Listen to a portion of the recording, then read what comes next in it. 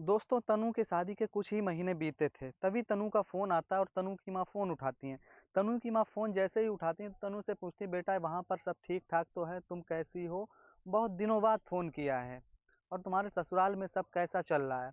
तभी तनु बताती कि माँ यहाँ पर कुछ भी ठीक नहीं चल रहा, मैं बहुत दिक्कत में हूँ, आप मुझे घर बुला लीजिए। तनु इतना ही बोल पाती, जैसे ही तनु की सास बिमला आ जाती हैं और तनु से फ़ोन छीन लेती हैं। तनु से फ़ोन छीनने के बाद वो कहती हैं कि क्या तुम्हारे पास कोई दूसरा काम नहीं, तुम चौबीसों घंटे अपने ससुराल की बुराई ही करती रहती हो। क्या तुम्हारे माँ-बाप ने यही तुम्हें संस्कार दिए हैं? और तनु को एक ज़ोरदार थप्पड़ जड़ देती है और बोलती है कि आज शाम होने दो, शाम को देखो तुम्हारा क्या करवाती हूँ। इतना कहकर वो शांत हो जाती है और तनु जो कि एक थप्पड़ खाकर नीचे गिर जाती है, उठती है और तनु से बोलती है कि माँ मेरी क्या गलती, मैं अपने मायके बात ही तो कर रही हूँ। तो उसकी सास उससे कहती, "चल जा, बर्तन धो जाके।" तनु वहाँ से चली जाती है और बर्तन धोने लगती है। बर्तन धोते-धोते तनु के मन में विचार आ रहे थे कि देखो आज शाम को मेरे साथ क्या होता है, पता नहीं मेरी सास मेरे साथ क्या करवाएगी। ये सब उसके मन में विचार चल रहे थे। उधर तनु की माँ शारदा काफ़ी उदास बैठी थी, तभी राजेंद्र प्रसाद आ जाते हैं और पूछते हैं, "क्या हुआ? क्यों ऐसी उदास बैठी हो? किसका फ़ोन था?" तो शारदा बताती कि हमारी छोटी बेटी तनु का फ़ोन था, रो रही थी और बोल रही थी कि यहाँ कुछ भी ठीक नहीं है, मुझे यहाँ से ले जाओ आके। इतना सुनकर राजेंद्र प्रसाद गुस्से में आ गया और उन्होंने बोला कि मैंने तो तुम्हें पहले ही मना किया था कि अपनी छोटी बेटी का शादी गाँव में ना करो। हमने अपनी बेटी की अच्छी शिक्षा दी है जिससे शहर में की, लेकिन शारदा ना क्या करती? क्योंकि शादी अब हो चुकी थी, शारदा भी अब बड़ा पछता रही थी क्योंकि शारदा को जो रिश्ता बताया था उनके बड़ी बेटी अंजलि के पिताजी ने बताया था, यानी कि अंजलि के ससुर ने बताया था, जो कि राजेंद्र प्रसाद के समधी थे। उन्होंने बताया था कि इकलौता लड़का है, जायदाद है, ज़मीन है, बिज़नेस भी उनका अच्छा चलता है। ये सब बातें शारदा को पसंद आ गईं और शारदा ने राजेंद्र प्रसाद से ज़िद की थी। लेकिन राजेंद्र प्रसाद अभी भी इस रिश्ते के लिए हाँ नहीं करते हैं, लेकिन समधी होने के कारण राजेंद्र प्रसाद किशोर दास की बात नहीं टाल टाल पाते हैं। और उनके साथ रिश्ता देखने चले जाते हैं। जब राजेंद्र प्रसाद उनके साथ रिश्ता देखने जाते हैं तो उनको बहुत सब कुछ पसंद आ जाता है। लड़का भी काफ़ी खूबसूरत था, लड़के की जायदाद ज़मीन भी काफ़ी थी, तो उनको सब कुछ वहाँ पसंद आ जाता। लड़के के पिताजी की तबीयत खराब थी तो ये लड़का इसलिए शादी जल्दी करना चाहता था। तनु और उस लड़के की शादी 1 महीने के अंदर ही करा दी जाती। अब तनु अपने भारी मन से अपनी मायके से विदा होती है और ससुराल चली जाती है।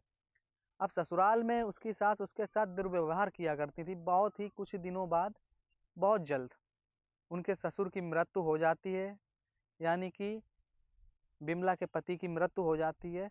उस बिमला के पति की मृत्यु होने के बाद तनु की सास अब तनु के साथ दुर्व्यवहार करती है, क्योंकि तनु का पति जो था वो भी कुछ करता नहीं था, सिर्फ़ पूरे दिन इधर-उधर घूमता रहता था।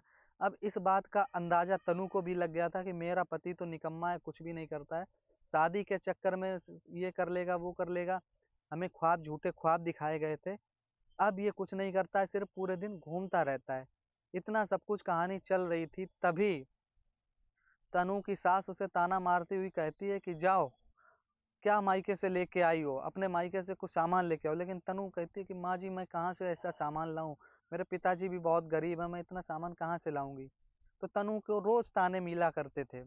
अब घर में जो नौकर भी काम कर रहे थे, तनु की सास ने नौकरों को छुट्टी कर दी। क्योंकि शादी के दिखावे के लिए ही कुछ नौकर रखे गए थे कि तनु की सास ससुराल में नौकर लगे हुए हैं, शादी हो जाए किसी तरह। अब शादी हो जाने के बाद तनु की सास ने सारे नौकर निकाल दिए और सारा काम नौकरानी की तरह तनु को ही करना पड़ रहा था। एक दिन तनु का पंखा खराब हो जाता है और तनु का पंखा खराब हो जाने पर तनु अपनी सास से कहती है, "माँ जी, हमारे क कमरे का पंखा खराब हो गया है, गर्मी बहुत तेज़ है, आप पंखा सही करवा दीजिए।" तो तनु की सास साफ-साफ मना कर देती है कि कोई पंखा नहीं सुधरवाया जाएगा, जाओ अपने मायके से पंखा ले आओ।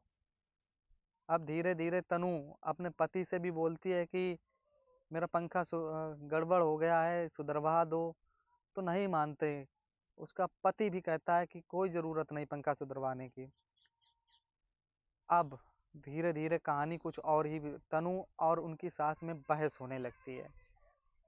तनु का पति वहाँ खड़ा था, तो तनु का पति भी वहाँ खड़ा था, वो कुछ भी नहीं बोल रहा था। तभी तनु की सास बोलती है कि निकम्मा कहीं का, तेरी बहू मेरी बेइज्जती कर रही है और तू चुपचाप सुन रहा है। इतना सब कुछ सुनने के बाद उस जोरदार थप्पड़ तनु के एक मारता है। अब ये प्रक्रिया रोज की होने लगी। उसका पति आता, अपनी माँ के कहने पर उसको मारता पीटता, ये प्रक्रिया चलने लगी। एक दिन तनु मायके जाने के लिए कहती तो उसकी सास साफ साफ मना कर देती है। तो और फिर वो अपने पति की इजाज़त लेती है, तो फिर उसका पति अपनी माँ से पूछता है। उसकी माँ बोलती है कि जाए ससुराल से तो अपना एसी लेके आए, क्योंकि उसके ससुराल में एसी नहीं थी। अब तनु जाती है मायके से, एसी खरीद के लाती है और अपने कमरे में लगवा लेती है। कुछ दिन ऐसे ठीक ठाक चल रहा था, तभी तनु एक दिन और मायके 1-2 दिन के लिए आती है। फिर वापस जाती है, तो तनु की सास ने उसका रूम से एसी निकलवाने चाहा, तो तनु साफ साफ मना कर देती कि ये मैं अपने मायके से लाई हूँ, मैं ये एसी नहीं दूंगी।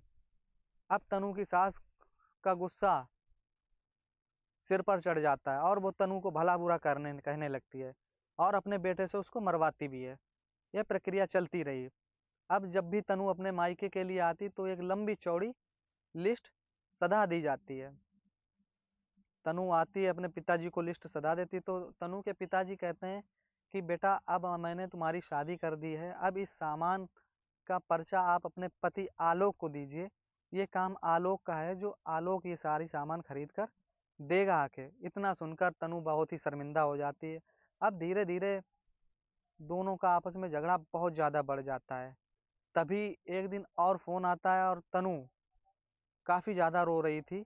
वो अपने पिताजी से बोलती, पिताजी आप मुझे तुरंत ले जाओ आके। तभी तनु के पिताजी वहां जाते हैं, तो देखते हैं कि तनु की सास तनु को चिल्ला रही थी। तनु को पिताजी को देखते ही तनु की सास चुप हो जाती है और उनका बिठाती है, आदर सम्मान करती है। तो तनु के पिताजी कहते हैं, आदर सम्मान का मैं क्या करूंगा जब मेरी बेटी यहाँ खुश नहीं है। और अपनी बेटी से बोलते हैं कि बेटा तुम तैयार हो जाओ, मैं तुम्हें लेने आया हूँ। तभी तुरंत तनु तैयार हो जाती है। तो तनु का पति आलोक कहता है कि अगर आज तुम गई तो दोबारा इस घर में कभी मत आना। उसके बाद भी उसके पिताजी कहते हैं, ठीक है मेरी बेटी कभी नहीं आएगी, लेकिन बेटा तुम तैयार हो जाओ और अपना सामान पैक कर लो, चलो। तभी आलोक के पिताजी यानी कि आलोक के दादाजी आ जाते हैं। उनको घर में क्या चल रहा था ये सब चीजें नहीं पता थी। आलोक के पिताजी आते हैं, बातचीत होती है, हालचाल पूछते हैं। आलोक के पिताजी दादाजी को पूरी दास्तान सुनाते हैं राजेंद्र प्रसाद जी।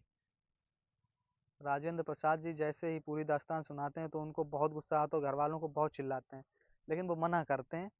लेकिन तनु नहीं मानती और अपने पिताजी के साथ ससुराल से मायके चली आती है।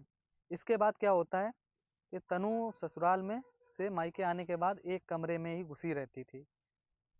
तनु का ये व्यवहार और बर्ताव राजेंद्र प्रसाद से देखा नहीं जा रहा था। शारदा प्रसाद और राजेंद्र बहुत दुखी थे।